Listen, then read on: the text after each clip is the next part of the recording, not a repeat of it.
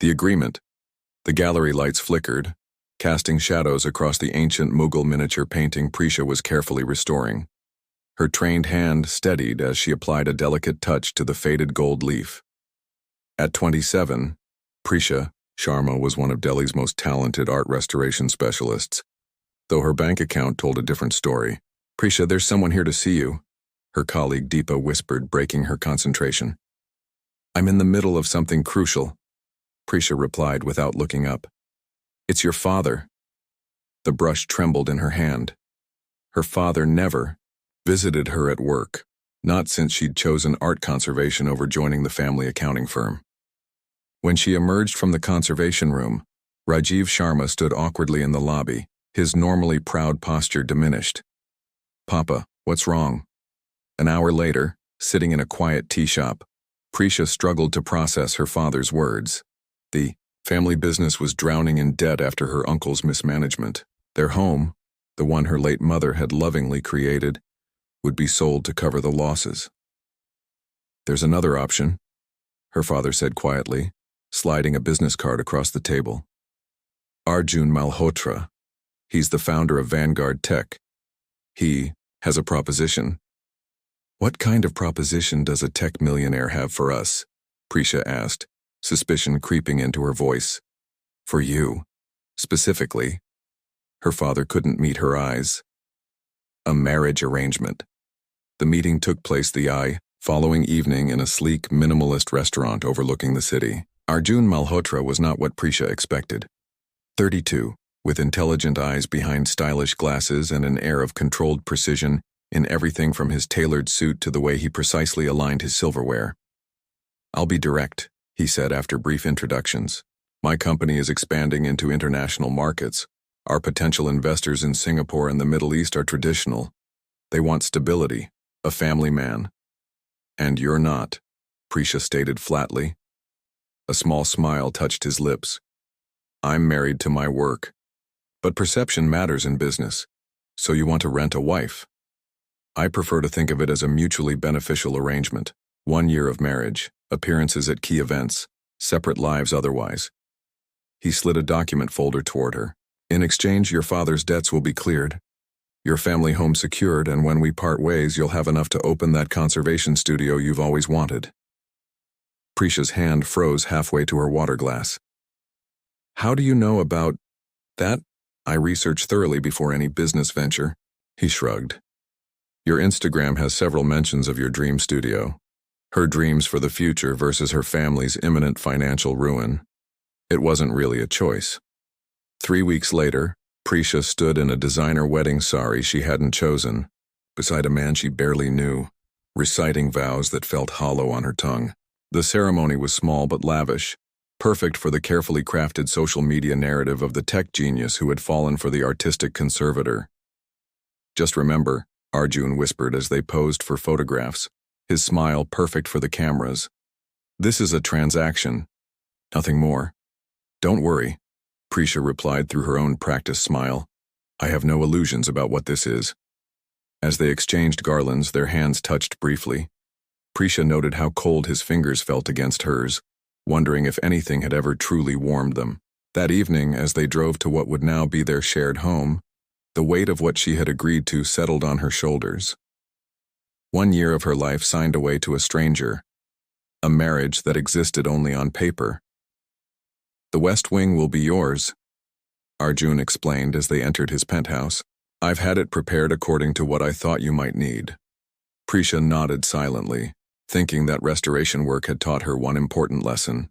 Some broken things were never meant to be fixed, only preserved in their damaged state. Like this marriage would be. Living arrangements. The morning light filtered through the floor-to-ceiling windows of Arjun's penthouse, creating golden patterns across Prisha's new workspace. After 2 weeks of marriage, she had transformed the spare room into a miniature conservation studio complete with specialized lighting and tools. It was the one place in this sterile modern apartment that felt like hers. Prisha checked her watch. 6:30 a.m. Arjun would be gone already. He left each morning at precisely 5:45, a routine as predictable as clockwork. Their paths rarely crossed, which suited her fine. When they did interact, conversations were polite but perfunctory, mostly about household logistics or upcoming events they needed to attend together. As she made her way to the kitchen, Prisha was surprised to find a pot of chai still warm on the stove and a handwritten note beside it. Late meeting tonight. Don't wait up. A. The chai was made exactly how she liked it, with extra ginger and cardamom. She hadn't realized he'd been paying attention. Their first month of marriage had established unspoken territories. Arjun claimed the sleek home office and the living room after 9 p.m. Prisha took the kitchen in the evenings and the balcony garden at dawn. The arrangement worked because they orbited around each other without collision, like planets with calculated trajectories. That evening, while reviewing a restoration proposal for a collection of colonial-era paintings, Prisha found herself distracted by the silence. In her family home there had always been noise. Her father's classical music, neighborhood children playing, the rhythmic chopping from the kitchen. Here, the quiet felt oppressive. On impulse, she turned on the sound system, filling the apartment with the tabla beats and soulful vocals of a classical fusion piece. She lost herself in the music, swaying slightly as she worked only to freeze when she heard the front door open. Arjun stood in the doorway, briefcase in hand, expression unreadable. Prisha hurried to turn down the volume. "I'm sorry. I thought you'd be much later." "Meeting ended early," he said, loosening his tie. Then, surprisingly, "Don't turn it off. It's Kaushiki Chakraborty, isn't it? Her interpretation of Rag Yaman is exceptional." Prisha nodded, hiding her surprise that the tech entrepreneur would recognize classical Indian vocal music. That night established a new pattern.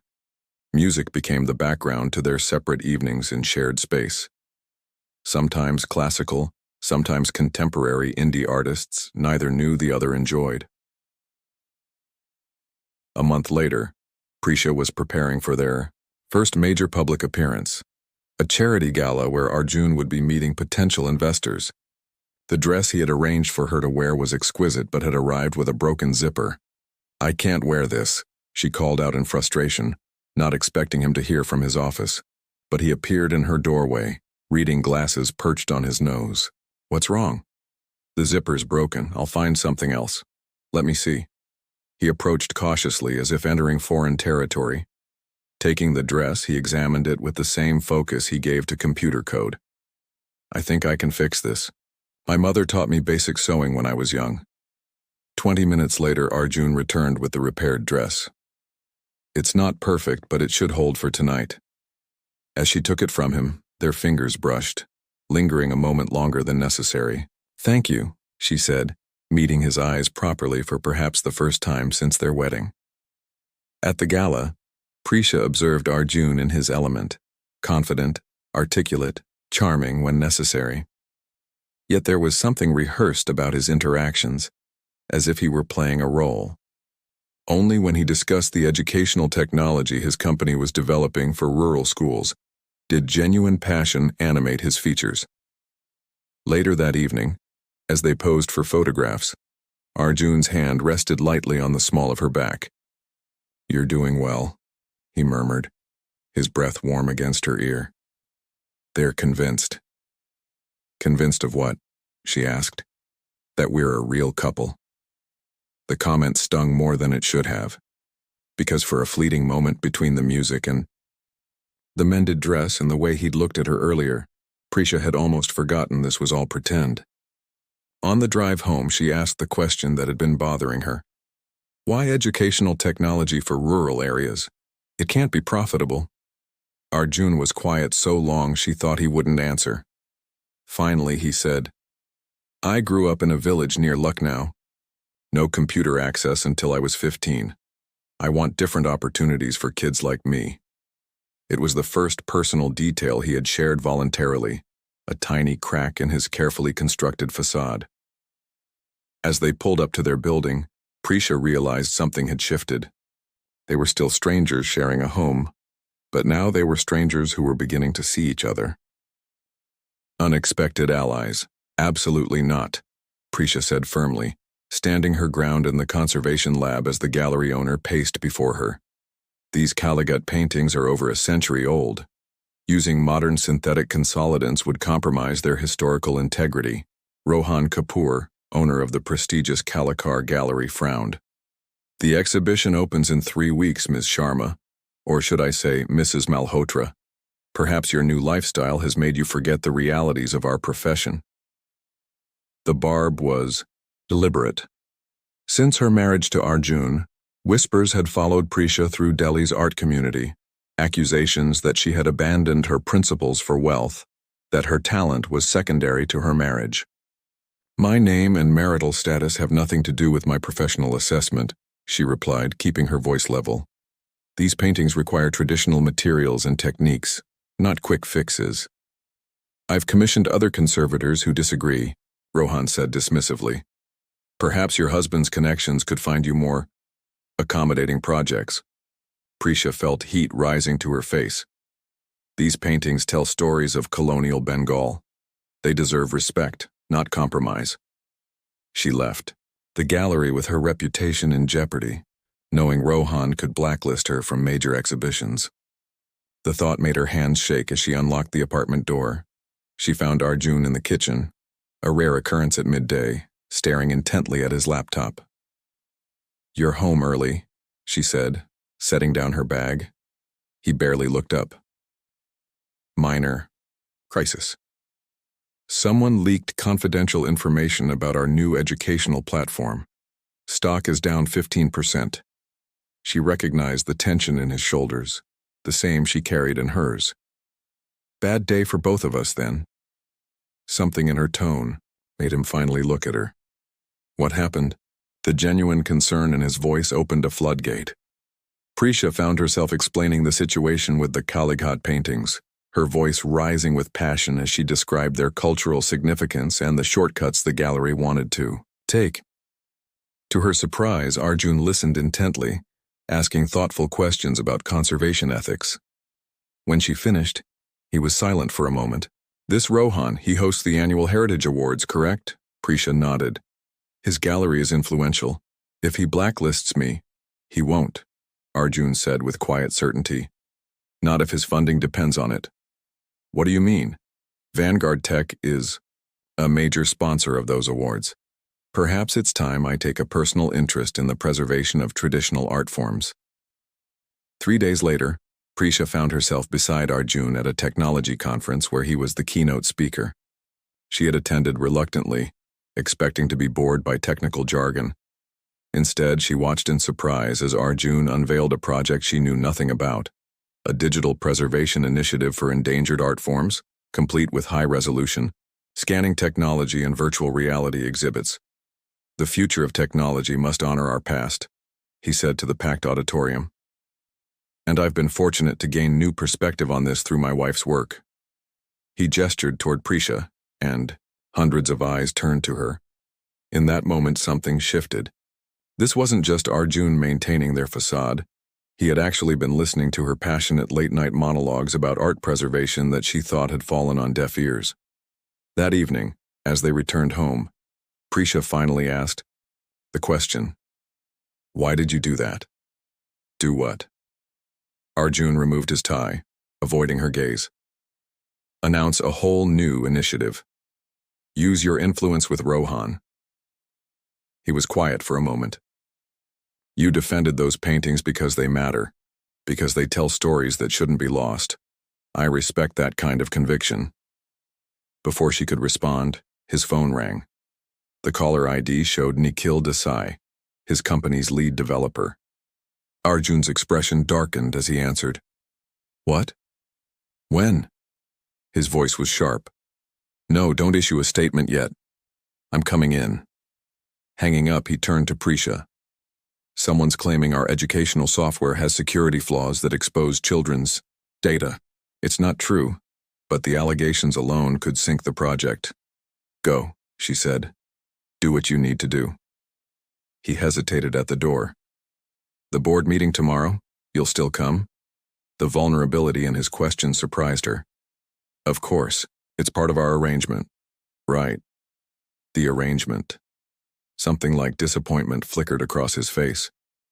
The next day, Prisha sat in the Vanguard Tech boardroom as investors grilled Arjun about the security allegations. One investor, a conservative older man from Singapore, was particularly hostile. "Perhaps if you spent less time on your personal life and more on company security," the man suggested, with a dismissive glance toward Prisha. Before Arjun could respond, Prisha found herself speaking. "Mr. Tan, with respect, my husband developed the security protocols for this software himself.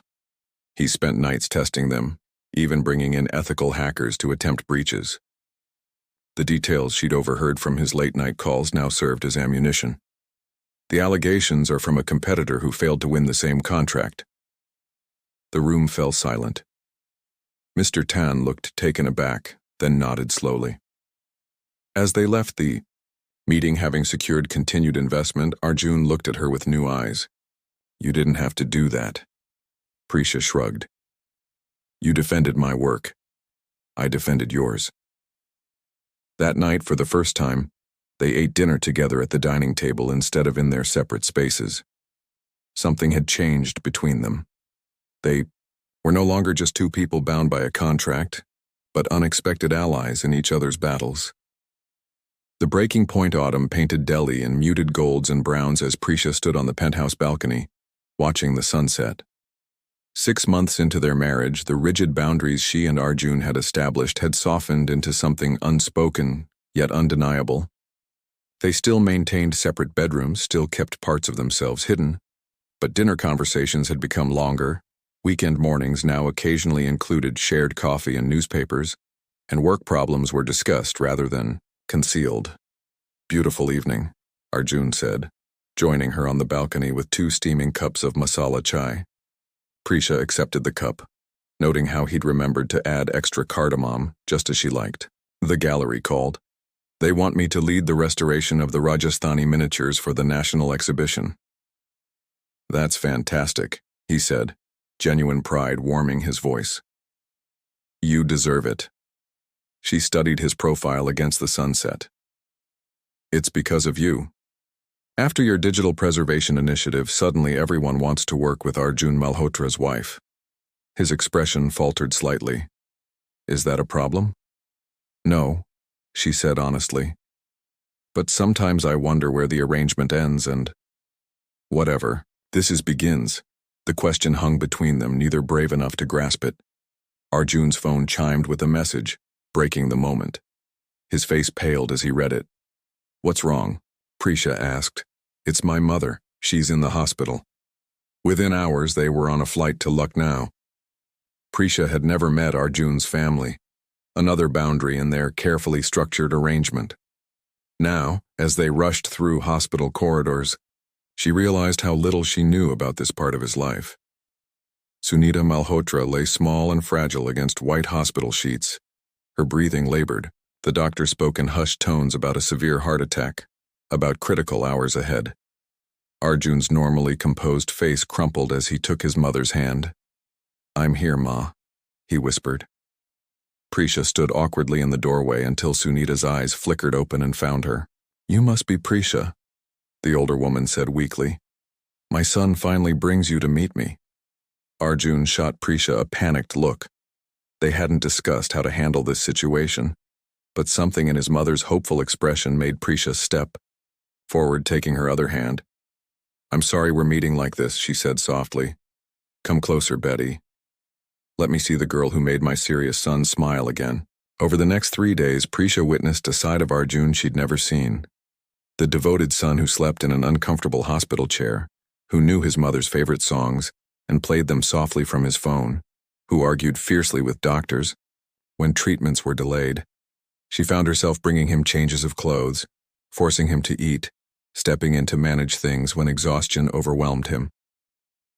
On the 3rd night, as they sat alone in the hospital cafeteria at midnight, Arjun suddenly said, "She thinks our marriage is real." "I know," Prisha replied, stirring her untouched tea. "Should I have corrected her?" "No," he said quickly. "This happiness, it's helping her fight. The doctors say her improvement is remarkable." Prisha nodded, understanding the impossible position. Then we continue the performance. Something darkened in his eyes. Is that all it is to you still? A performance? The question caught her off guard. I don't know what you mean. Don't you? He pushed away from the table. I've seen how you look at me when you think I don't notice. How you've memorized my habits, my preferences. That's not arrangement, Prisha. That's something else. And you're any different? She challenged, suddenly angry. The chai exactly how I like it? The art books that mysteriously appear on my nightstand? The way you've started scheduling meetings around my exhibition hours? That's not the same, he insisted. Then what is it? He stopped, frustration evident. I don't know what it is, but it's not what we agreed to. No, she agreed softly. It's not. The tension between them was interrupted by a nurse rushing in. Mr. Malhotra, your mother is asking for both of you. They found Sunita sitting up, color returned to her cheeks. The doctor says I can go home tomorrow, she announced. But not to my empty house. I want to stay with you two for a while. Arjun froze. Ma, our place in Delhi isn't. Not Delhi. Your father's ancestral home here in Lucknow. You still own it, yes? It's been too long since you visited, since you connected with your roots. The trapped look on Arjun's face told Prisha this was more complicated than a simple visit. Later, as they walked the hospital grounds for fresh air, he explained, the house has been closed up for years. After my father died, I couldn't bear to sell it, but I couldn't stay either. Too many memories. We could get a hotel, Prisha suggested. You don't understand. That house, it's where I grew up, where I became who I am. I've been running from it for years. And now? Now my mother wants to go home, and I don't know if I can face it. He looked at her, vulnerability naked in his eyes. And I don't know if I can face it with you there, seeing all the parts of me I've kept hidden. Why? She pressed. What are you so afraid I'll see? The real me, he said simply. Not the successful tech entrepreneur. The village boy who climbed trees to steal mangoes. The teenager who cried when he left for engineering college. The son who wasn't there when his father died. Prisha felt something breaking inside her chest. Walls she'd carefully maintained crumbling. Maybe I want to see that person, she whispered. And if you don't like what you see, his voice was barely audible. If it ruins whatever this is between us? The question hung in the air, neither ready to answer it, because acknowledging what had grown between them would mean admitting their arrangement had become something neither had planned for, something that could hurt them both when their contract ended in 6 months' time. That night, they slept in separate hospital chairs, physically close but emotionally further apart than they had been in months, each afraid of the vulnerability that awaited them in that ancestral home and in their own hearts. Beyond contract, the ancestral Malhotra home stood nestled among ancient neem trees, its faded yellow walls and blue shutters a stark contrast to Arjun's sleek Delhi penthouse. As their car pulled through the rusted gates, Prisha noticed Arjun's knuckles whitening on the steering wheel. It's smaller than I remembered, he murmured. Sunita smiled from the back seat. But it holds so much more than any modern building, doesn't it, Beta? The house awakened slowly, like a being stirring from hibernation. Servants who had maintained the property opened windows, swept away cobwebs, and prepared rooms. Prisha found herself drawn to the walls covered with old photographs. Arjun as a gap-toothed child climbing a mango tree. A serious teenage boy, with thick glasses accepting a mathematics medal. A younger version of Sunita laughing beside a tall, distinguished man who must have been Arjun's father. He would have liked you, Sunita said, finding Prisha studying the photos. Dheeraj always said our son needed someone who could see beyond his walls. That evening, after settling Sunita in her room, Prisha found Arjun in his childhood bedroom, sitting on the edge of a narrow bed, holding an old cricket trophy.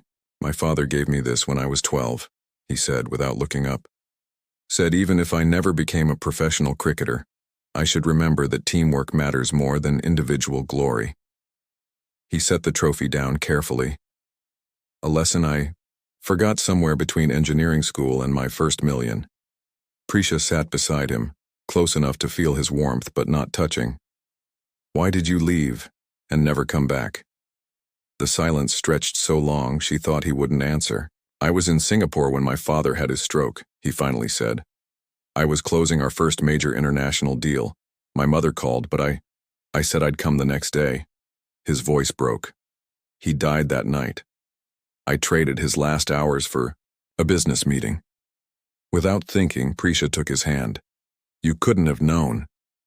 But I should have come anyway. Family should have mattered more than business. He looked at their joined hands. After that, I buried myself in work. Success became my penance.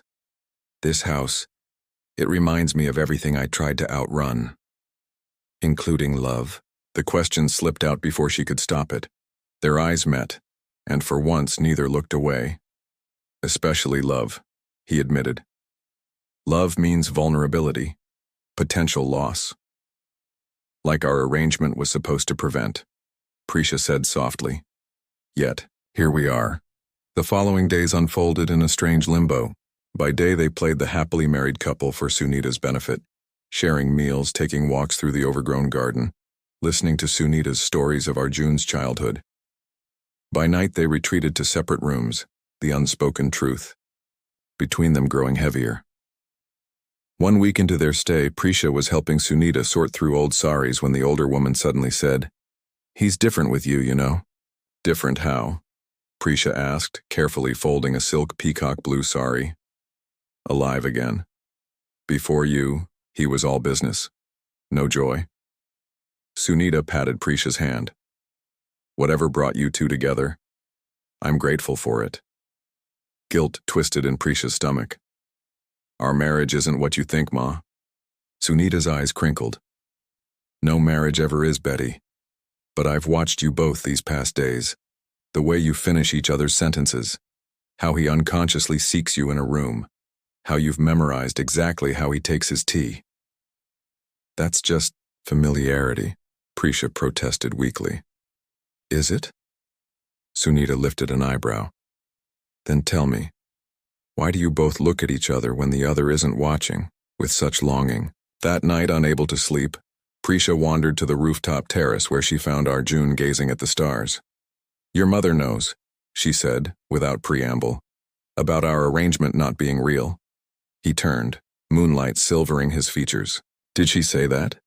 Not exactly, but she sees more than we give her credit for. Arjun sighed. Our contract ends in 3 months. The reminder stung more than Prisha expected. Yes. Back to our separate lives. Is that still what you want? His voice was careful, controlled. Is it what you want? She countered.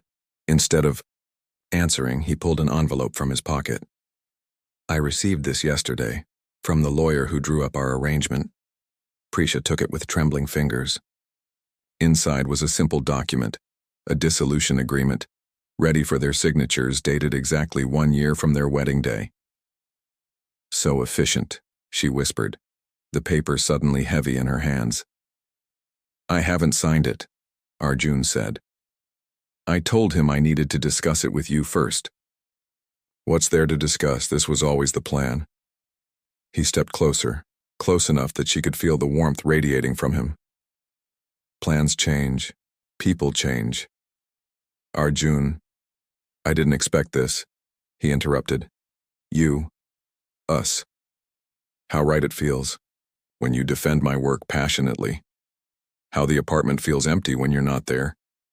How for the first time since my father died, I feel connected to something real. Prisha's heart hammered against her ribs. What are you saying? I'm saying I don't want to sign those papers, not because of my mother or investors or appearances. His hands found hers, warm and certain. Because somewhere between our arrangement and now, I fell in love with you, Prisha. Completely, terrifyingly in love. The night air seemed to still, around them, the world narrowing to just this rooftop, this moment. Love wasn't part of our contract, she whispered. Then let's write a new one. He brushed a tear she hadn't realized was falling from her cheek. One without an end date. One that starts with truth instead of transaction. I'm scared, she admitted. What if it doesn't work?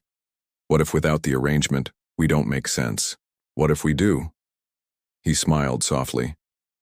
Isn't that possibility worth the risk? Under the same stars that had witnessed generations of the Malhotra family, Prisha made her decision. She slowly tore the dissolution papers in half, then in quarters. Fell in love with you too, she confessed. Somewhere between the chai with extra cardamom and the way you fixed my dress. Between defending my work and letting me see the real you. Their first real kiss, not for show or pretense, tasted of possibilities and promises. Of a future neither had planned but both now wanted. The next morning they found Sunita in the garden, contentedly deadheading roses. She looked up at their intertwined hands and smiled knowingly. So, she said, eyes twinkling. When should I expect grandchildren? Arjun laughed, a free, unguarded sound Prisha had rarely heard. One step at a time, Ma. What happens now? Prisha asked later as they walked through the mango orchard, planning renovations to the old house they'd decided to keep. Arjun considered the question. Now we build something real, not for appearances or obligations or business deals, just for us. As they reached the tallest mango tree, the one from his childhood photos, Arjun suddenly grinned and began to climb. What are you doing? Prisha called up. Creating a new memory, he replied, stretching to pick the ripest fruit. Our first real one, from her spot below, watching this polished tech entrepreneur revert to the tree-climbing boy he'd once been. Prisha realized that what had begun as ink on a contract had transformed into something no document could contain. Their story hadn't started with love, but that's where it had led them. Beyond arrangement, beyond contract. To somewhere neither had expected to find themselves, but where somehow they both belonged. When Arjun climbed down and placed the perfect mango in her hands, a simple offering of his true self, Prisha knew with certainty that sometimes the most beautiful love stories begin not with grand passion, but with simple signatures on a page, and end with names written indelibly on each other's hearts.